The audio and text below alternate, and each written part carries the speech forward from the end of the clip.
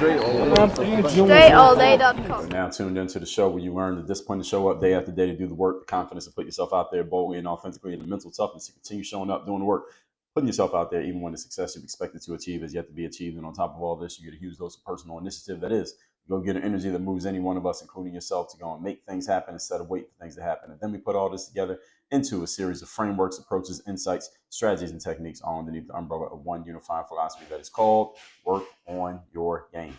My name is Dre Baldwin, also known as Dre All Day, and welcome to the show.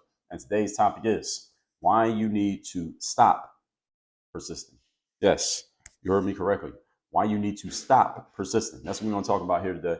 Before we get into it, let me remind you of two things. First of all, daily motivation and Monday motivation text messages guaranteed to have you focused, sharp, and on point to start your day or your week. Once we start sending those messages out again, you'll be getting them straight to your phone. All you got to do is join my text community to be eligible and be in the circle.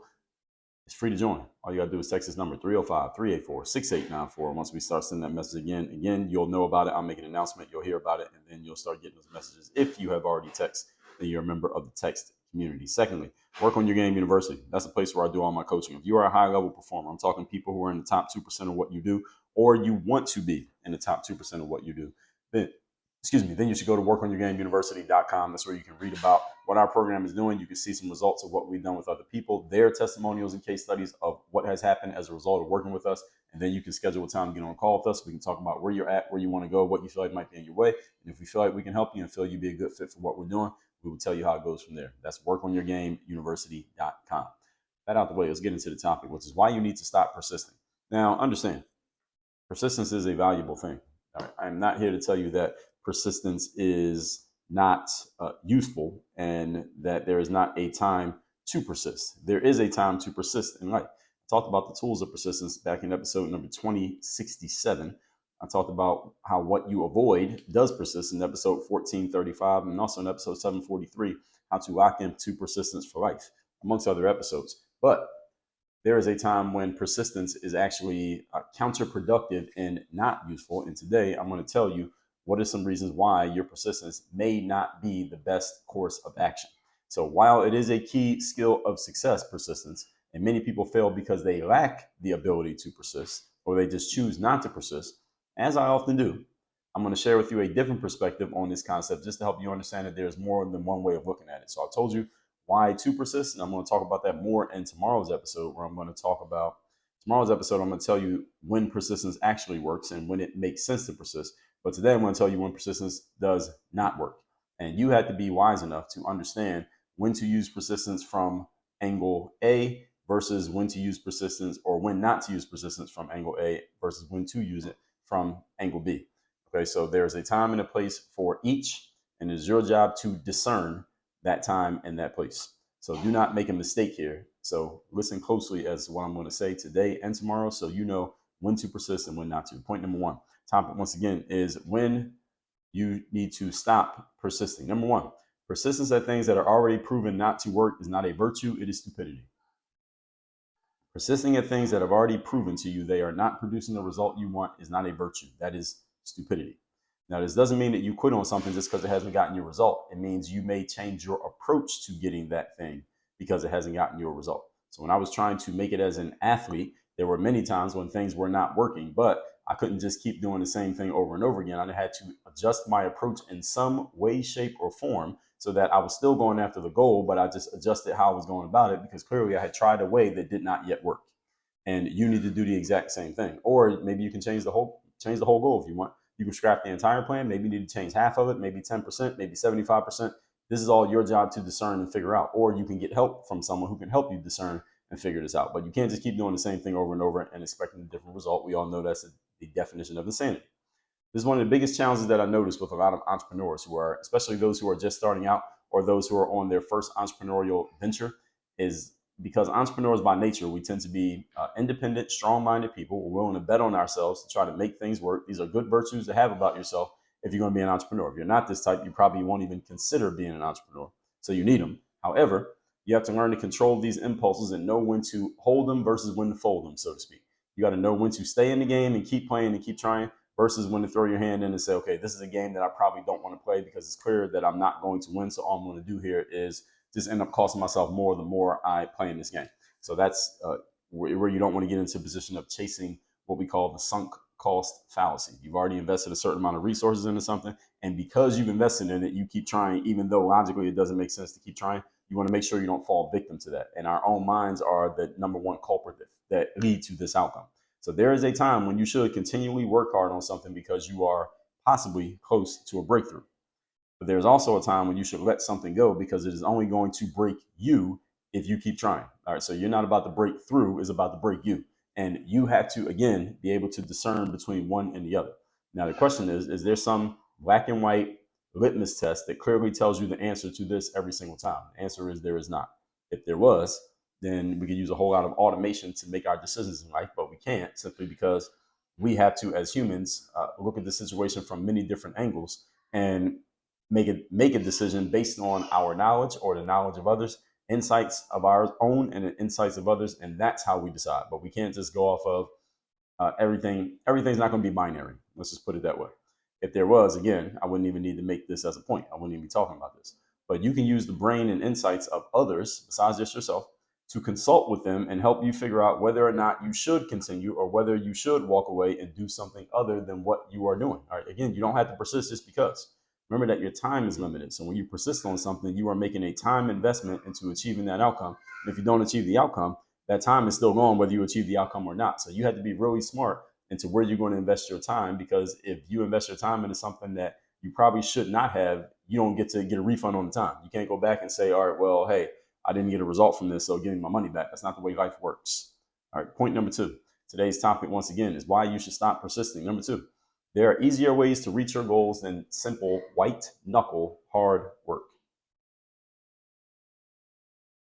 If any of you doesn't know what white-knuckle means, it means if you look at your hands, especially those of you who are, it's actually white people who are listening to this, it could apply to you too. Usually, you look at your hands, usually there's blood there, right, underneath your skin. So it usually looks kind of reddish, even if you're white. And if you're a black or brown person or a person of color, then your hands, your knuckles on your fingers, they usually look, your skin tone, like brown, right?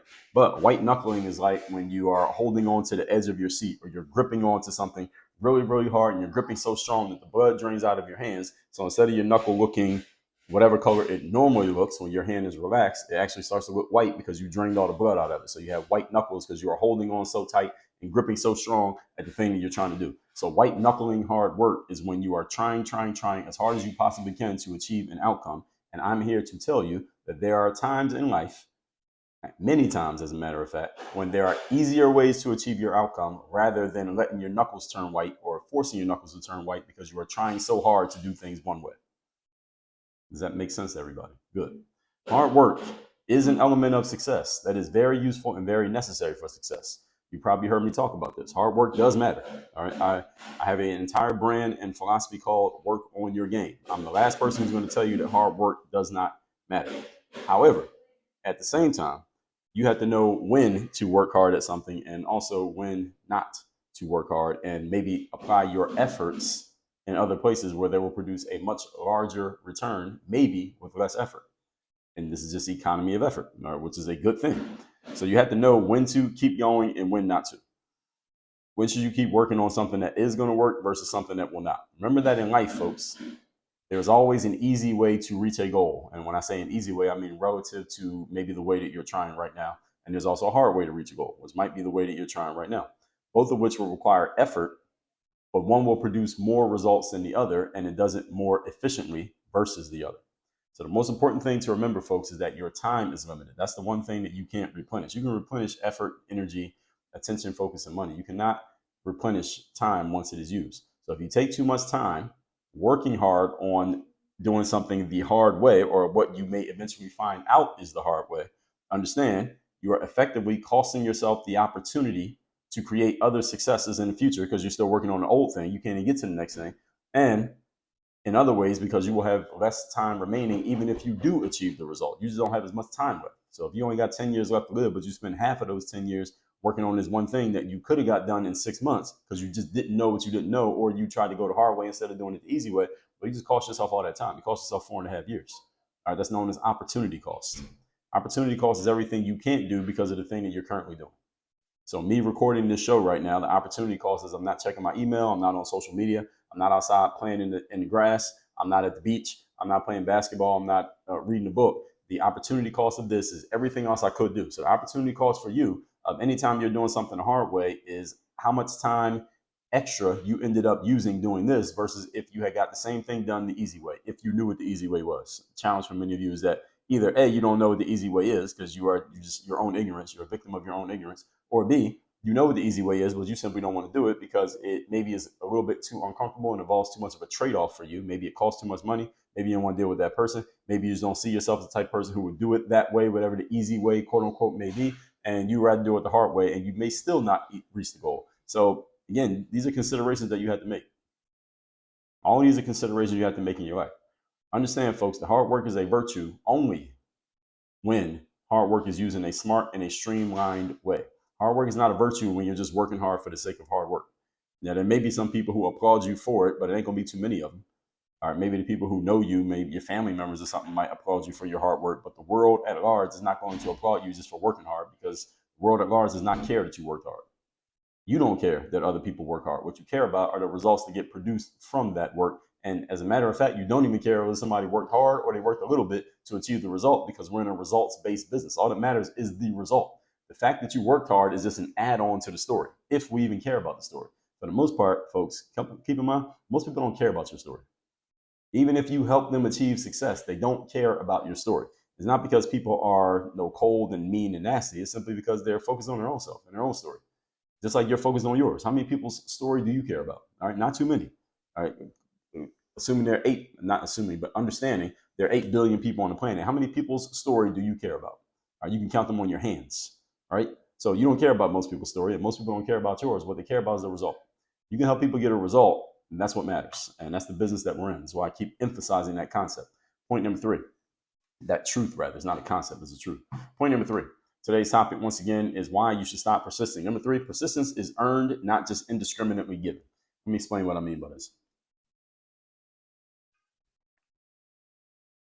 I mean that if you're going to persist on something, you do so only when you have already proven, or it has proven, to make sense to be persisted at. So you don't just persist at something just because. You persist at something because you have some reason to believe that persistence at this thing is going to produce a return on investment that makes sense for you, given your circumstance. Or somebody else has already proven it and you just believe it. All right. And you're following their roadmap because they already created it. So you know it makes sense to persist at this because you know it's pretty much going to work. So it's like if you go to a gym, you hire a personal trainer, and the trainer says, okay, we're going to do this, and you're going to have to do a whole lot of repetitions of this exercise or this squat or this burpee or this bench press or these laps in a pool, whatever it is they tell you to do, and you trust that the trainer knows what they're talking about, that you will be willing to persist in doing the workouts, even though you don't personally know because you haven't experienced it yet, but you trust the person who you hired, so you're going to listen to what they say, so you will persist because they told you to. All right, so whether you get it from yourself or you get it from somewhere else, you have to have a strong reason to believe that persistence in doing this thing makes sense. If you don't have that reason, don't persist. Find a better way. Don't quit. Just find a better way.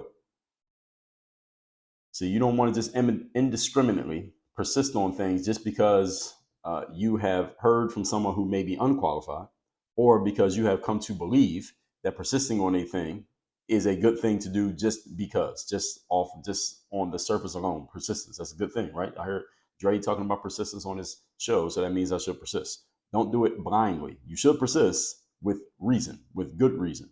So there's an asterisk that goes with you should persist. As an asterisk that goes with basically damn near everything that I say here, save for a few things that are hardcore principles. This one is persistence is a tactic that is to be used with the right strategy. It is not a principle. It's a concept that makes sense on its surface, but again, it depends on how it is applied. So you need to have some type of litmus test, some benchmarks or measuring stick to know when does it make sense to continue persisting in an area versus when it doesn't make sense to continue persisting.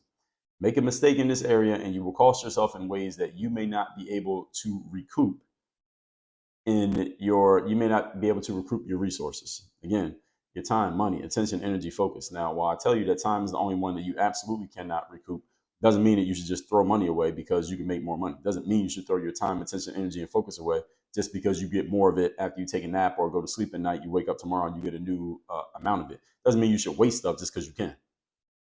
All right, don't waste anything just because you could waste it. You could still put that stuff to good use in a smarter way, and then you can invest it. Again, these are the 5 forms of investment. So you would get more back if you did this in a more smart way. All right, so be careful about this. Again, don't waste things just because you believe you can get more back. Now, if you use it and it ends up being a bad idea, okay, that wasn't a waste. The waste is when you know that you're doing it, you do it anyway.